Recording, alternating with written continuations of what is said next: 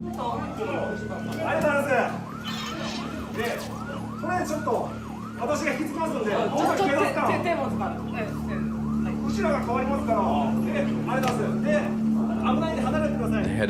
boss de l'Ikeda-gumi, un clan du Yamaguchi-gumi, la plus grande organisation yakuza, était en train de se faire couper les cheveux quand on a tenté de le tuer. Mais comme le boss se faisait couper les cheveux dans une pièce privatisée, l'un de ses gardes du corps a pu s'interposer. Le garde du corps a été poignardé dans l'œil et il a failli mourir. Voilà un exemple de la guerre sans fin entre ces deux factions. Pourtant, même si cette guerre dure depuis 7 ans, il n'y a pas eu un seul civil tué. Donc la police se dit, autant les laisser s'entretuer et nous écraserons ce qu'il restera. C'est peut-être la meilleure stratégie, car le plus grand ennemi des Yakuza, ce sont les Yakuza eux-mêmes.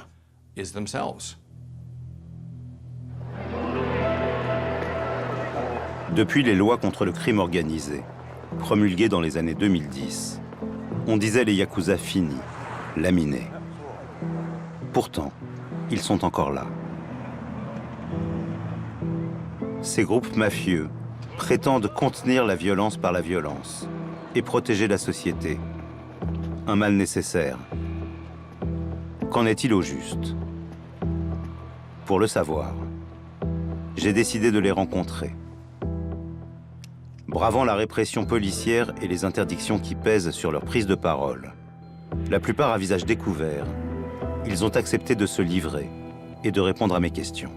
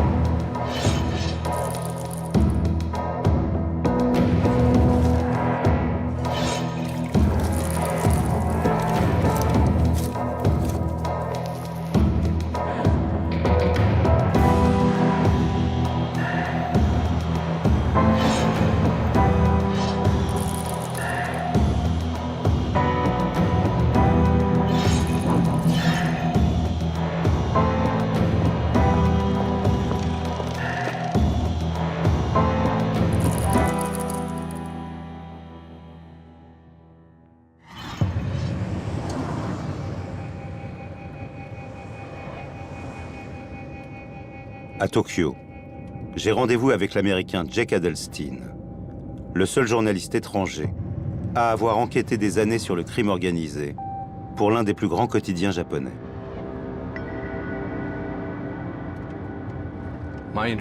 Mon intérêt pour le Japon remonte au lycée. Un jour, un professeur m'a conseillé de faire du karaté pour m'aider à contrôler ma rage. À l'université du Missouri, où j'ai étudié le japonais, j'ai découvert l'existence d'un programme d'études d'1 an au Japon. J'ai pu y aller. Je n'ai jamais quitté le Japon depuis.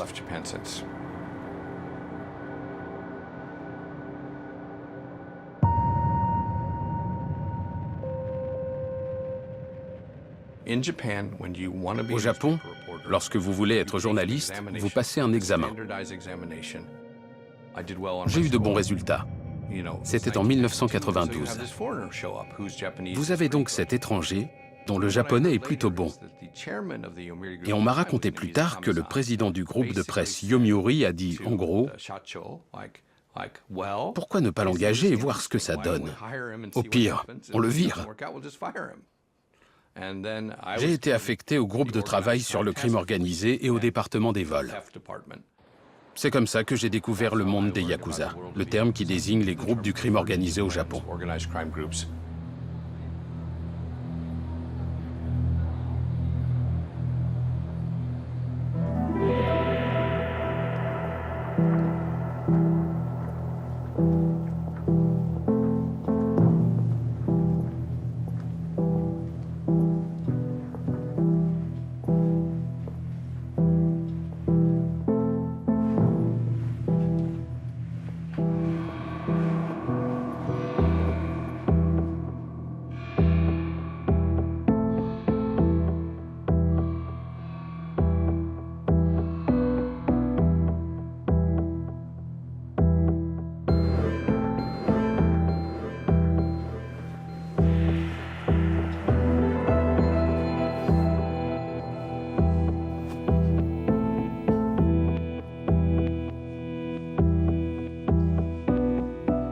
Je m'appelle Takeshi Ichiyama.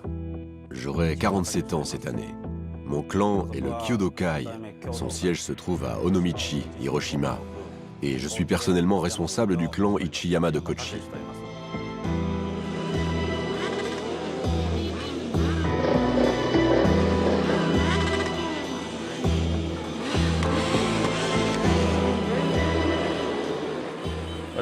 Ma carrière a commencé alors que j'étais dans un gang de motards, après m'être enfui de chez moi à l'âge de 15 ans.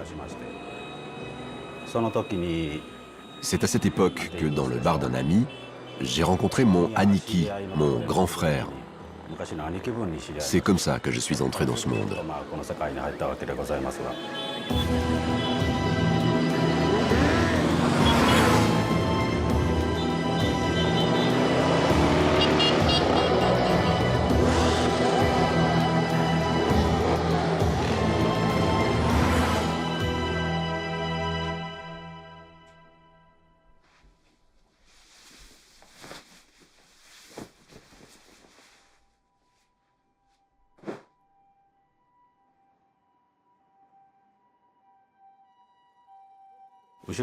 J'ai une femme tatouée dans le dos avec un serpent enroulé autour d'elle. J'avais environ 23 ans quand je me suis fait tatouer. À l'époque, tous les yakuza le faisaient. On appelait un maître tatoueur en dehors de notre territoire. C'était la technique wabori à l'époque. On se faisait charcuter la peau sans prendre de pause, 5 ou 6 à la fois. Pour être franc, je me suis fait tatouer pour faire comme les autres. J'ai simplement suivi le mouvement.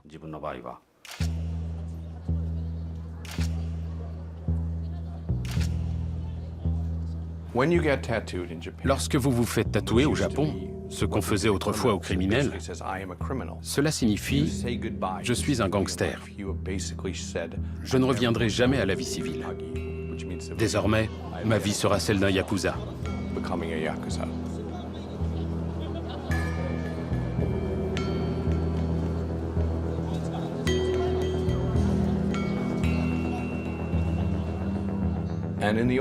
Dans le temps, il était courant que les boss payent les tatouages de leurs jeunes recrues, parce que les tatouages peuvent coûter très cher.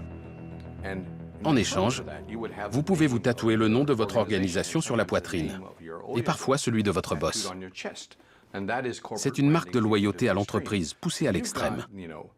Si vous avez le blason du Sumiyoshi Kai ou du Kantorengo tatoué sur la poitrine, il vous sera difficile de rejoindre une autre organisation comme le Yamaguchi-gumi ou le Aizu Kotetsukai, par exemple, parce que vous êtes marqué.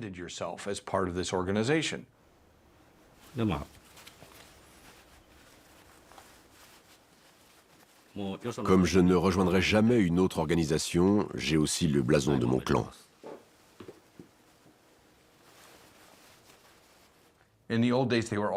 Autrefois, les tatouages étaient très douloureux, parce qu'ils n'étaient pas faits avec des aiguilles électriques, mais avec une aiguille rouillée et du charbon de bois. Ces aiguilles pénètrent profondément dans la peau. Ça fait mal, ça saigne beaucoup. Et cela signifie « je suis capable d'endurer une grande douleur ». Si un yakuza vous voit avec des tatouages de couleur sur tout le corps, il sait que vous êtes un dur. Il sait que vous pouvez supporter la douleur, ce qui est assez effrayant.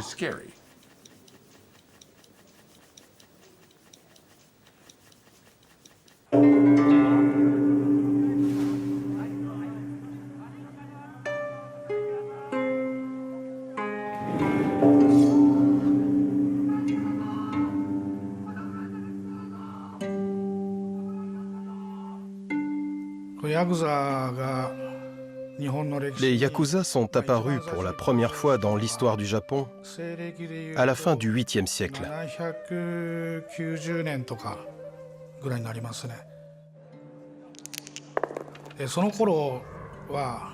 À cette époque, le jeu de dés, qui est originaire de Chine, venait d'être introduit au Japon.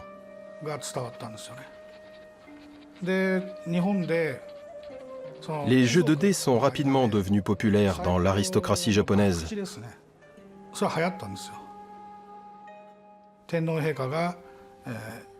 L'empereur a rassemblé les yakuza, c'est-à-dire les marginaux, et il les a employés dans le secteur en pleine expansion des jeux d'argent. Donc, dès le début, leur position sociale était des plus basses. Le mot yakuza fait référence à une main perdante au jeu de dés. 8, 9, 3. Yakuza en japonais. C'est une façon humble de dire nous sommes des perdants. Les yakuza sont donc conscients qu'ils sont la lie de la société.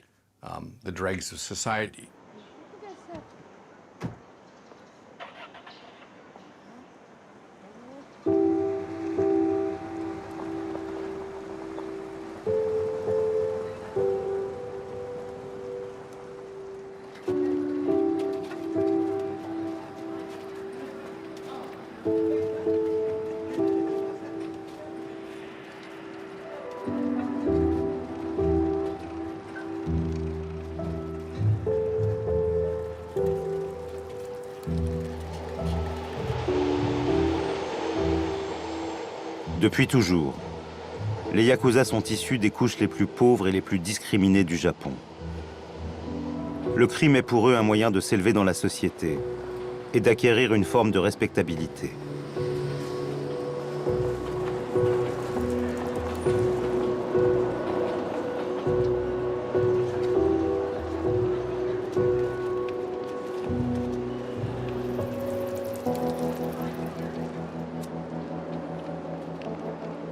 Akira Asakura est chef de clan à Asakusa, un quartier populaire de Tokyo et l'un des bastions historiques du crime organisé.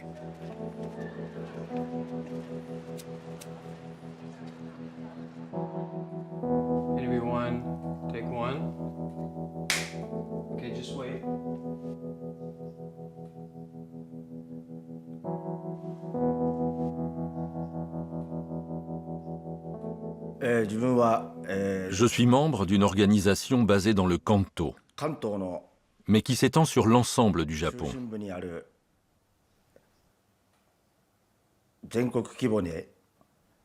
Je m'appelle Akira Asakura.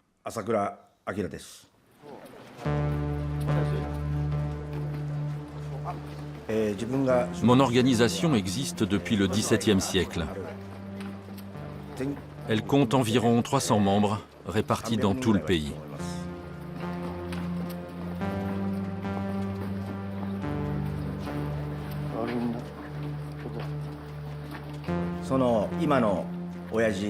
Dès que j'ai appris à connaître mon boss actuel, que j'ai été proche de lui, de sa façon de vivre, sa façon d'être, je suis tombé sous le charme.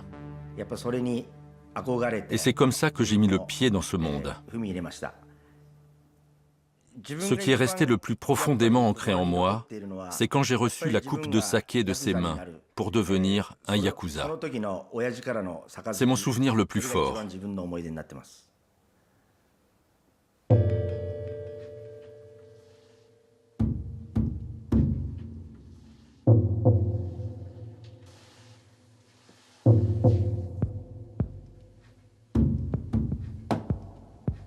Le sakazuki, l'échange de la coupe de saké, c'est un rituel yakuza.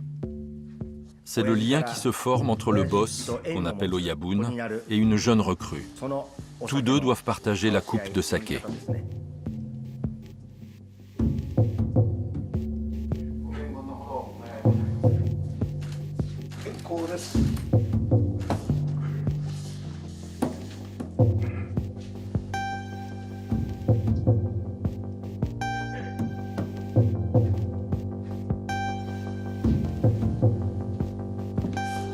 Quand on la reçoit, on devient le disciple du chef, l'enfant du père. C'est comme ça qu'on intègre une famille yakuza.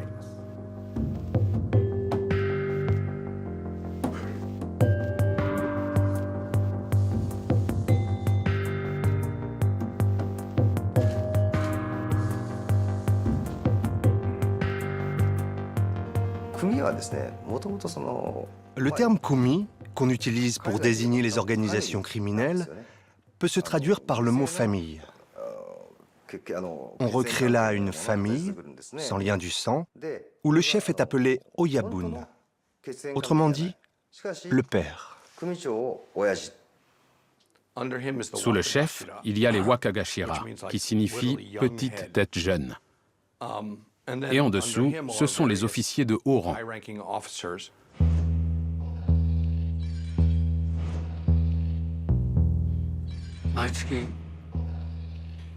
Chaque mois, les Yakuza doivent payer leurs cotisations.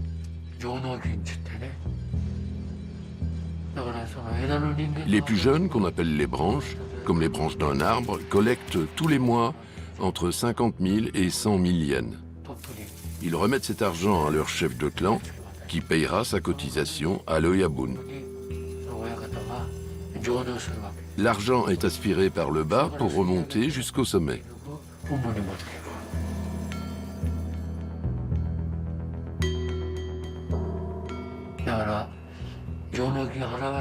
Si vous ne pouvez pas payer, vous ne pouvez pas rester dans l'organisation. Et donc, la cotisation, c'est de l'argent qui ne sort jamais à l'extérieur. Le fisc n'a aucun moyen d'y accéder. La police n'a aucun moyen d'enquêter là-dessus. Voilà pourquoi les Yakuza fonctionnent en vase clos. C'est ça, la vraie nature des Yakuza.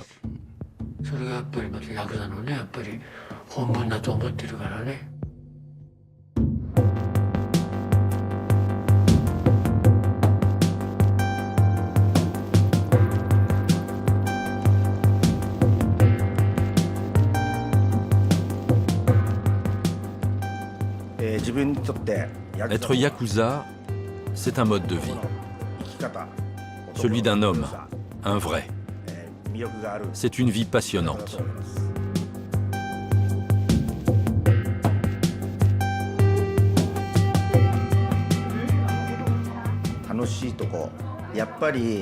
On aime marcher en bombant le torse. Manger et boire avec nos frères ou avec nos supérieurs. Il y a plein de choses que j'aime là-dedans.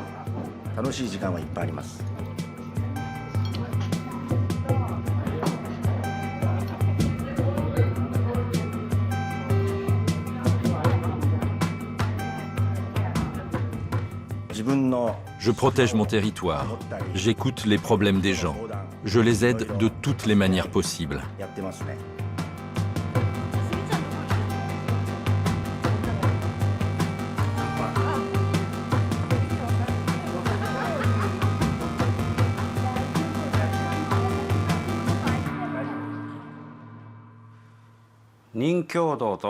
Le Ninkyodo, comme dit le vieux dicton, c'est aider les faibles et écraser les plus forts.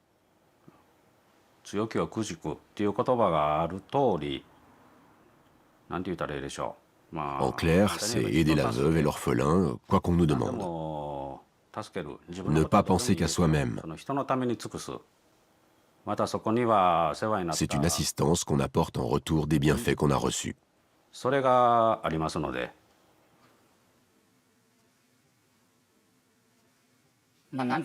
Eh bien, comment appelez-vous ça? La carotte et le bâton.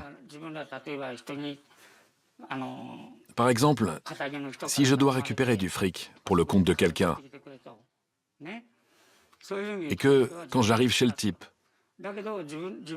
sa femme et ses enfants sont en pleurs, je sortirai l'argent que j'ai sur moi pour le leur donner.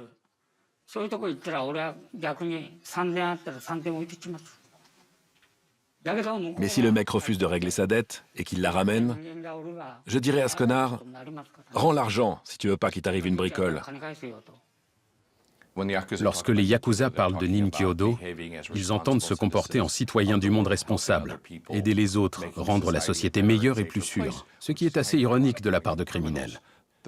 Les choses que les Yakuza interdisent généralement à leurs membres sont le vol ordinaire, le vol à main armée et bien sûr l'agression sexuelle, parce que ces choses dérangent le voisinage et provoquent une augmentation de la criminalité de rue. Traditionnellement, les yakuza ne s'impliquaient pas dans ce type de délinquance. C'est une des raisons pour lesquelles la police et une grande partie de la société ont longtemps fermé les yeux sur leurs activités.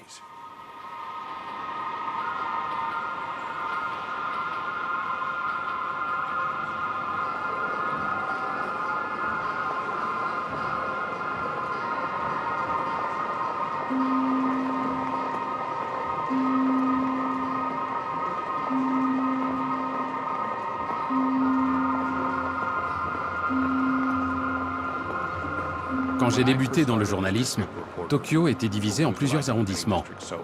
De 1999 à 2001, j'ai couvert le 4e, où se trouve le Kabukicho.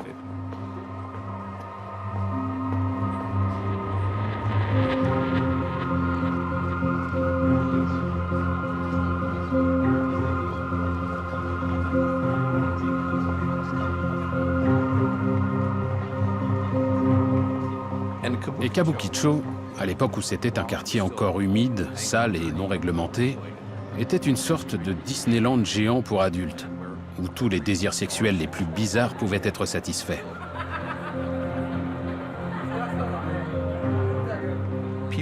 Les gens venaient de toute l'Asie pour visiter les merveilles du Kabukicho, de Chine, de Taïwan, du Vietnam. Si vous aviez le bon guide, on vous laissait entrer dans des endroits normalement interdits aux étrangers. Et parce que c'était une telle mine d'or, chaque organisation yakuza avait son territoire à Kabukicho. C'est de loin le meilleur endroit pour se faire de l'argent. C'est pour ça qu'il y a de nombreux yakuza à Kabukicho.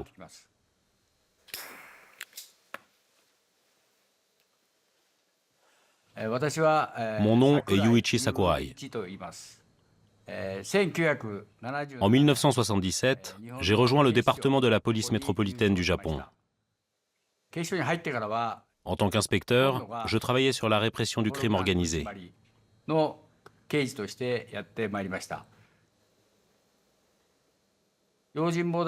À Kabukicho, il y a beaucoup de bars et de restaurants. Les gangs yakuza viennent de tout le pays pour y collecter des taxes de protection. Ce sont des frais prélevés dans les restaurants et les commerces de rue par les gangsters.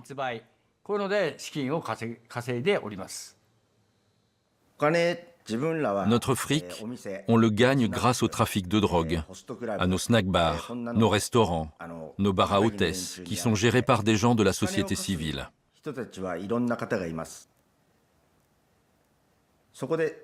Et je pense que ça dépend d'un clan à l'autre. Mais en gros, on prend un pourcentage sur les bénéfices.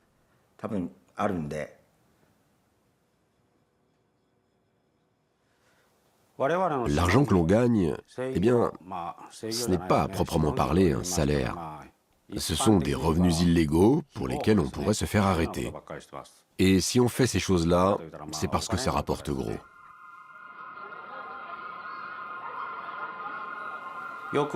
Depuis toujours, nous récoltons des taxes de protection. Sur notre territoire, on perçoit de l'argent dans tous les bars et les restaurants sous prétexte de les protéger. Si vous voulez travailler ici, vous devez nous payer. Si vous ne le faites pas, gare aux ennuis. En fait, c'est du chantage.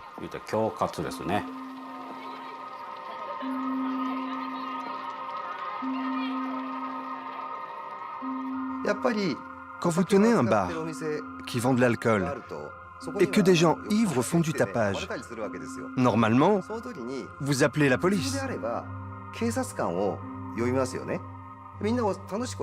Mais si la police débarque pendant que tout le monde fait la fête, il faut fermer boutique.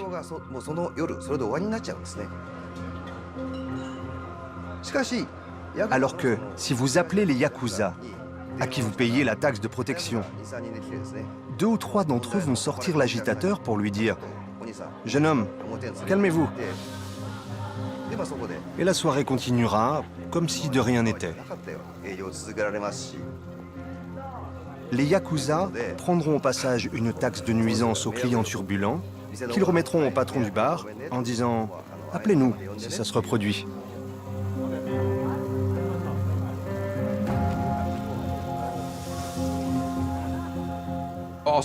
De plus, à Kabukicho, il y avait des casinos clandestins. Des casinos bien gérés, situés en sous-sol d'un bâtiment, avec des tables de baccarat et de poker, de belles femmes et de l'alcool de qualité. Il y avait aussi de la prostitution, des salons de massage louches, des pratiques sexuelles bien particulières, beaucoup de love hotels et des bars à hôtesses qui n'impliquent pas de relations sexuelles. Juste de jolies femmes qui remplissent vos verres et prétendent vous aimer en flirtant avec vous. On trouvait tout ça à Kabukicho.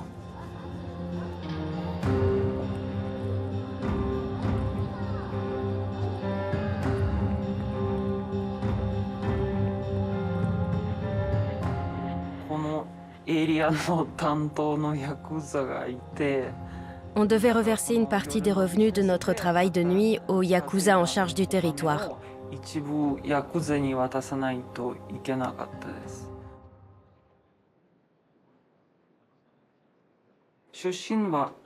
Je suis originaire de Russie. J'ai 38 ans.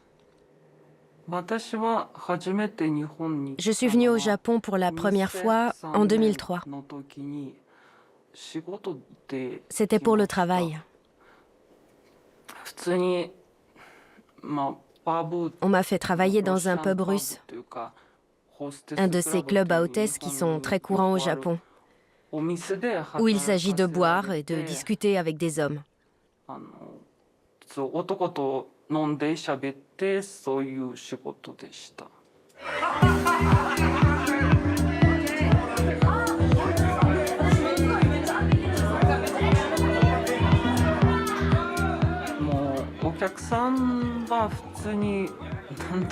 Les clients n'avaient pas vraiment l'intention de discuter avec les filles. Ils voulaient surtout s'amuser avec elles en touchant leur corps.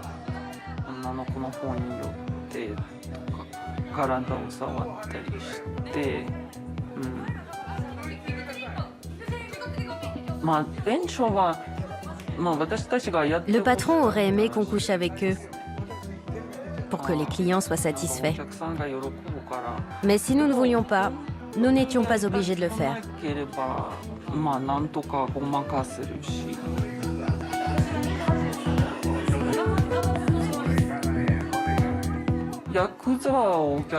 Des yakuza faisaient aussi partie de la clientèle du club.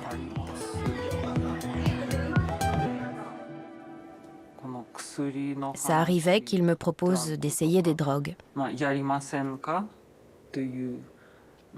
Mais moi, j'ai toujours refusé.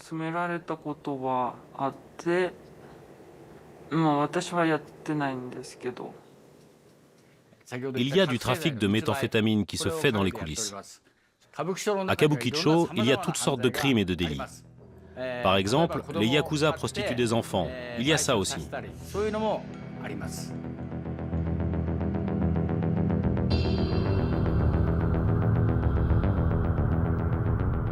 À Kabukicho, on trouve des yakuza de différents gangs.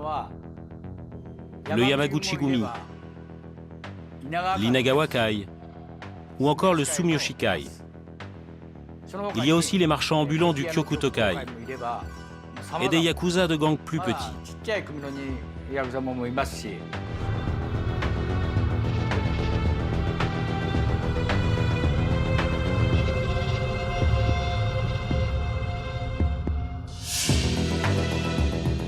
Au-delà de Tokyo, les yakuza quadrillent l'ensemble du Japon.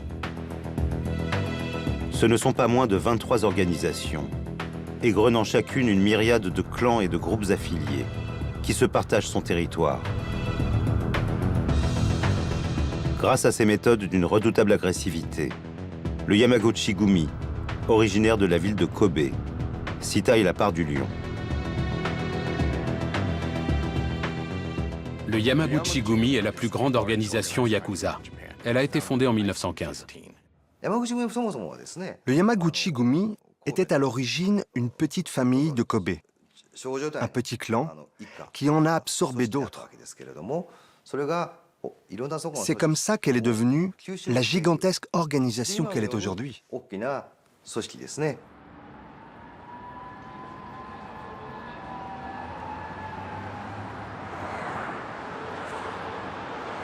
Le Yamaguchi-gumi rassemble la moitié des yakuza du Japon. En 2010, il comptait près de 35 000 membres. Si ses effectifs ont largement diminué ces dernières années, il reste l'une des plus grandes organisations criminelles au monde.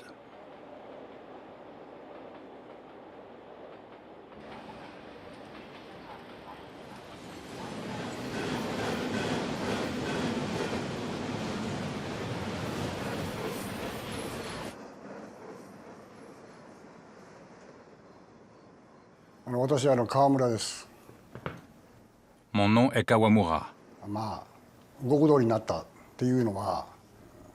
Je suis devenu Yakuza en 1980.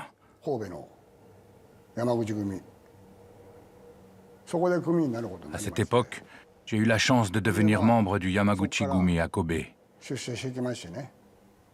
j'ai gravi les échelons jusqu'au rang de chef de clan.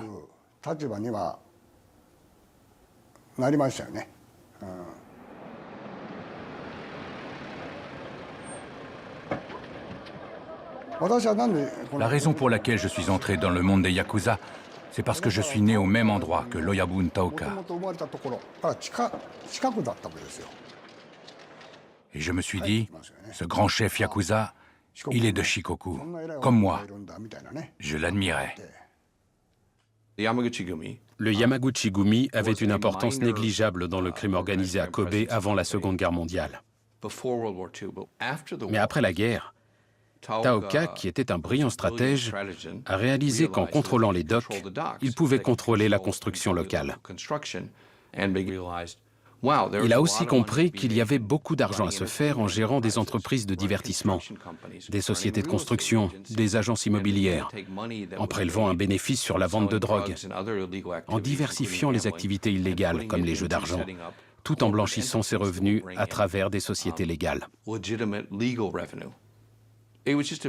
Taoka était un personnage très charismatique et très intelligent. Il avait compris qu'utiliser la violence en faisant pression sur les gens vous permet d'obtenir à peu près tout ce que vous voulez et de réussir mieux qu'une entreprise qui ne recourt pas à la violence. On l'appelait l'ours parce qu'il avait l'habitude de griffer les gens.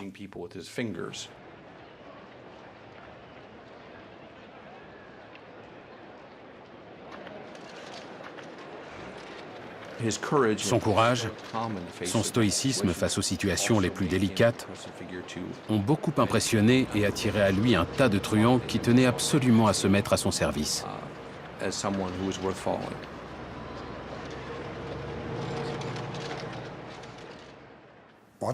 Taoka, le troisième boss du Yamaguchi-gumi, était un homme au-dessus de la mêlée. C'était une personne vraiment merveilleuse.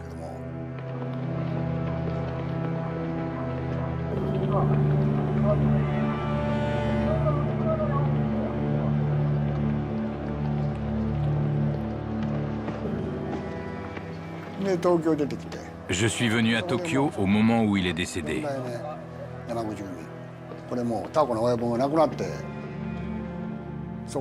À sa mort, les membres du Yamaguchi-gumi se sont divisés et ils se sont livrés à une terrible guerre de succession.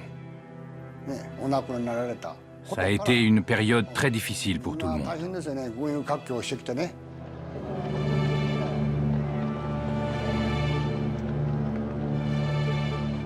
Taoka est mort d'une crise cardiaque.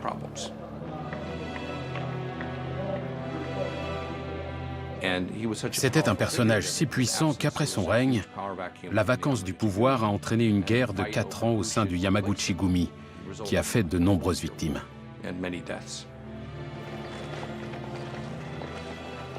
Il n'y a jamais eu de vrai chef Yakuza qui soit une femme, même si certaines ont eu du pouvoir en coulisses.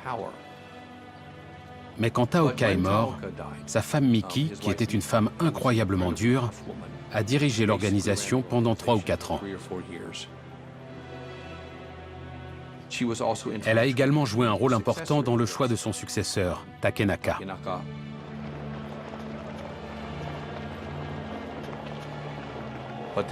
Mais les résistances étaient telles qu'une partie du Yamaguchi-gumi a fait sécession et fondé l'Ichiwakai.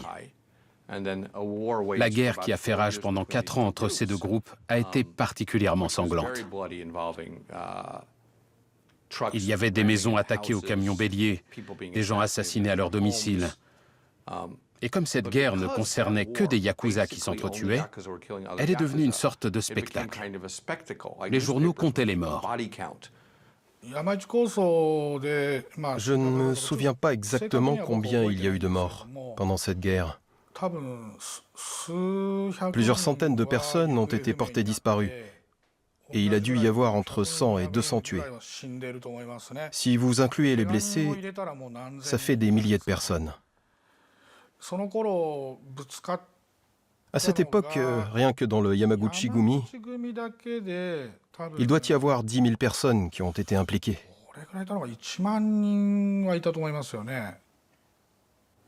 C'était une époque où tuer et ne pas être tué était en moi.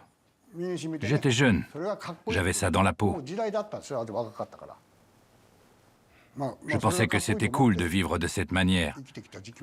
J'en suis nostalgique.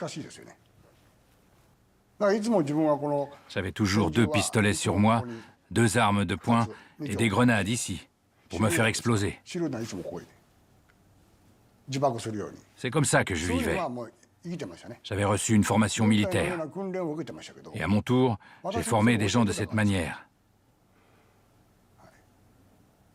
Mais je ne devrais pas trop en dire là-dessus. Je ne peux pas révéler par quelle unité de quel pays étranger j'ai été formé. Mon formateur, je l'ai rémunéré pour apprendre des compétences particulières. Comment utiliser une arme, comment réagir dans telle situation. Ce formateur était un soldat des forces spéciales. J'étais devenu une sorte de machine à tuer. Faire la guerre pour le clan, tuer pour le clan, j'ai fait toutes ces choses.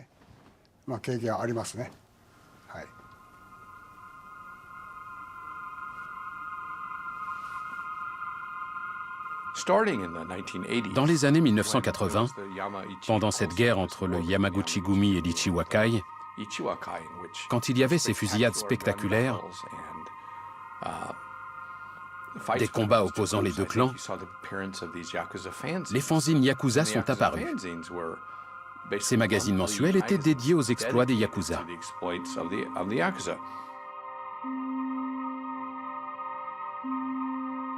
Voici un fanzine Yakuza typique. Les gens qui lisent ces magazines sont les Yakuza, des employés de bureau qui fantasment sur les Yakuza, des policiers et des journalistes comme moi. C'est un peu fou, mais si vous voulez savoir qui est au sommet de la mafia au Japon, il vous suffit d'acheter un de ces magazines et il vous dira qui est en haut, qui est en bas, qui s'est élevé, qui ne s'est pas élevé. Des bandes dessinées. Les gens aiment les bandes dessinées autant qu'ils aiment les Yakuza. Il s'agit de la vie de Takenaka, le 4e boss du Yamaguchi-gumi.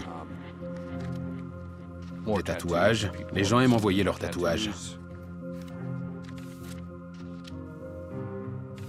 De petits articles sur les arrestations récentes dans le monde des Yakuza.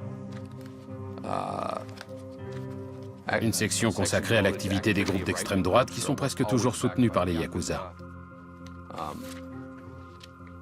De la pornographie, des sites de rencontres pour les gens de la pègre, des articles sur les dernières guerres de gangs. Celui-ci documente 365 jours de cette guerre des gangs.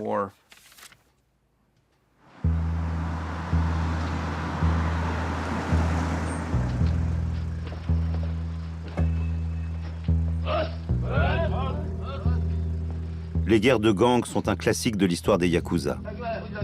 Celle qui a divisé le Yamaguchi-gumi à la mort de Taoka fut l'une des plus spectaculaires. Mais ces règlements de compte, ces conflits fratricides sont endémiques. Dans la plupart des cas, ce sont des luttes de pouvoir pour le leadership ou pour la domination d'un territoire. Des membres d'un autre groupe étaient venus sur notre territoire. Ils faisaient leur business carrément chez nous. Donc à ce moment-là, ça a été la guerre.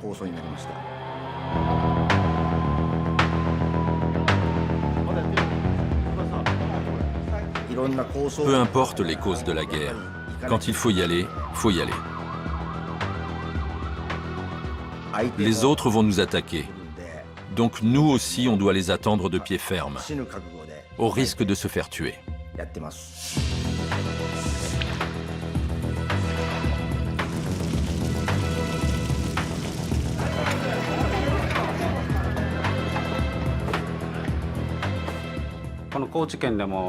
Même ici, dans la préfecture de Kochi, qui est une petite ville, une guerre a éclaté à cause d'un conflit d'intérêts. Un jeune de notre organisation avait été retrouvé mort, ficelé de la tête aux pieds sur la plage de Katsurahama. En réponse, nous avons lancé une grenade sur nos ennemis. Les dirigeants des deux clans ont dû agir rapidement pour mettre fin au conflit. La paix qui a découlé se poursuit jusqu'à aujourd'hui. Pour éviter ce genre d'incident, les membres de haut rang sont en contact permanent. Je ne vais pas vous mentir. Les conflits entre yakuza ne se règlent pas facilement. Ça dégénère la plupart du temps. Dans ce genre de situation, il faut que ceux qui sont tout en haut de la hiérarchie entament des pourparlers. Ensuite, les choses prennent la tournure qu'elles doivent prendre en fonction de ces négociations. Nous nous entendons bien avec les autres clans de notre organisation. Mais franchement, nous avons aussi beaucoup d'ennemis.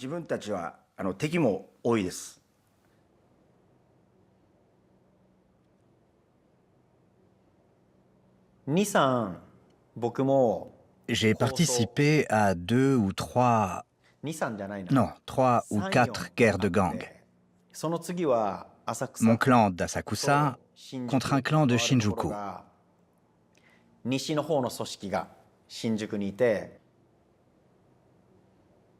Comme 30% des Yakuza, Magomi Hashimoto est un Zainichi, un résident coréen du Japon. Autrefois membre de l'Inagawa Kai, il a aujourd'hui quitté l'organisation pour s'engager dans la défense des Coréens japonais, encore victimes de discrimination.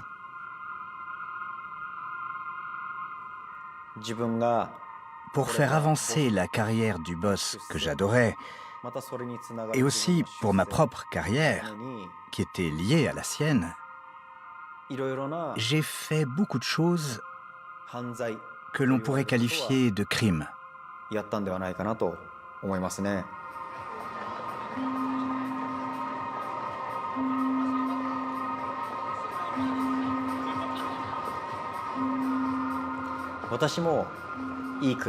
J'avais de belles voitures, de belles montres, un portefeuille épais et aucun problème d'argent.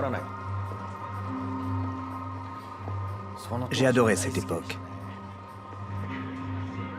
Quand la violence et la peur que vous inspirez vous font gagner de l'argent, qu'elles font de vous quelqu'un d'important, les résultats sont très rapides, vous savez.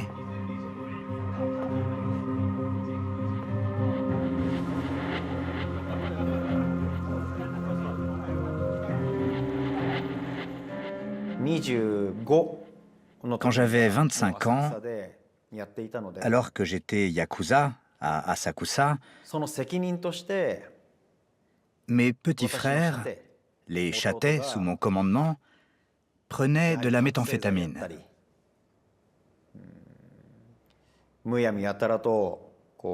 Ils poignardaient les gens inutilement et faisaient d'autres choses déplorables.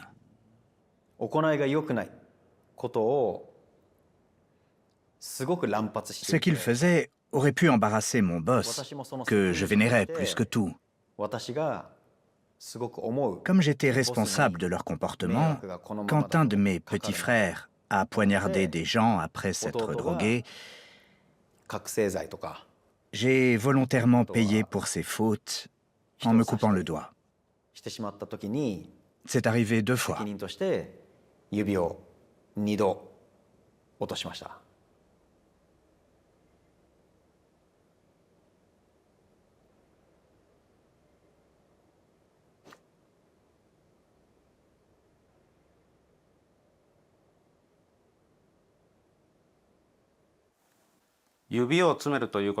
Se couper le petit doigt, c'est quand on a fauté.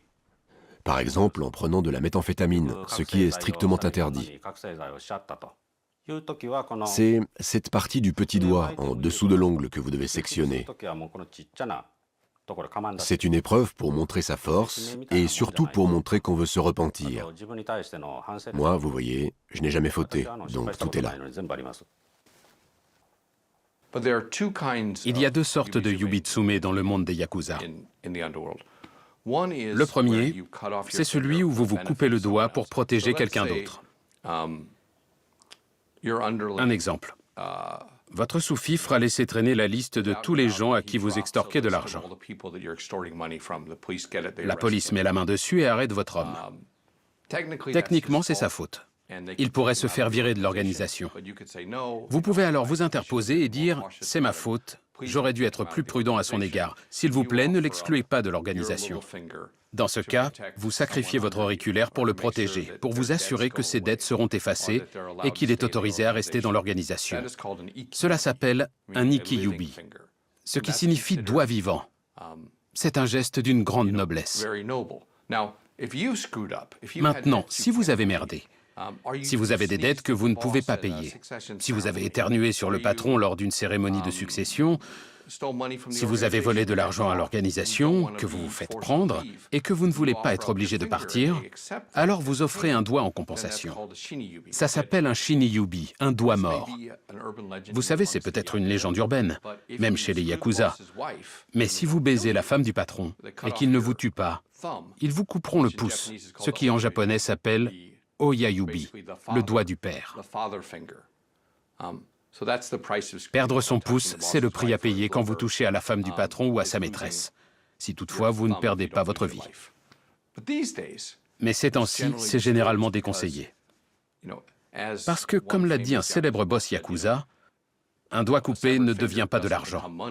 Cette tradition est donc en train de disparaître, tout comme les tatouages traditionnels, car ils vous identifient clairement comme yakuza, ce qui n'est pas bon pour les affaires. Un jour, un yakuza qui avait mal géré une situation s'est rendu à la police. Il venait de sacrifier l'auriculaire de sa femme pour se faire pardonner une faute. On a conseillé à sa femme de porter plainte. Parce qu'un yakuza qui se coupe un doigt, ce n'est pas pareil que couper celui d'une personne qui n'a rien à voir. Elle a refusé en disant qu'après tout, c'était son mari. Vous vous rendez compte, ce type coupe le doigt de sa femme et elle trouve ça normal. C'est dire à quel point elle est femme de yakuza. Ceux qui payent les conséquences de leurs crimes sont des gens ordinaires. Ce sont surtout les civils qui souffrent à cause des yakuza.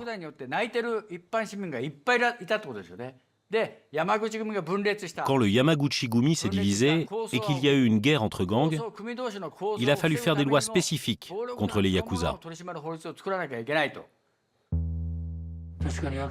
C'est vrai que les civils ont souffert à cause des guerres de gangs.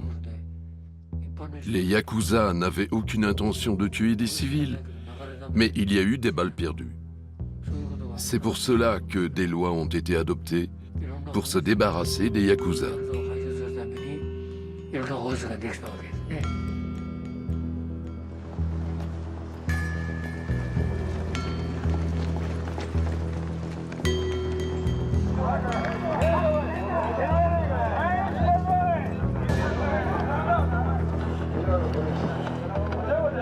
À la fin des années 80, alors que se poursuivent les règlements de compte entre gangs, c'est une toute autre guerre qui se prépare dans l'ombre.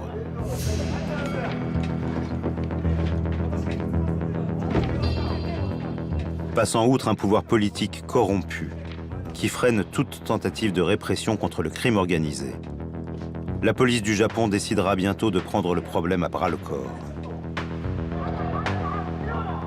Elle qui jusqu'alors considérait les yakuza comme un mal nécessaire, leur assénera les coups les plus durs.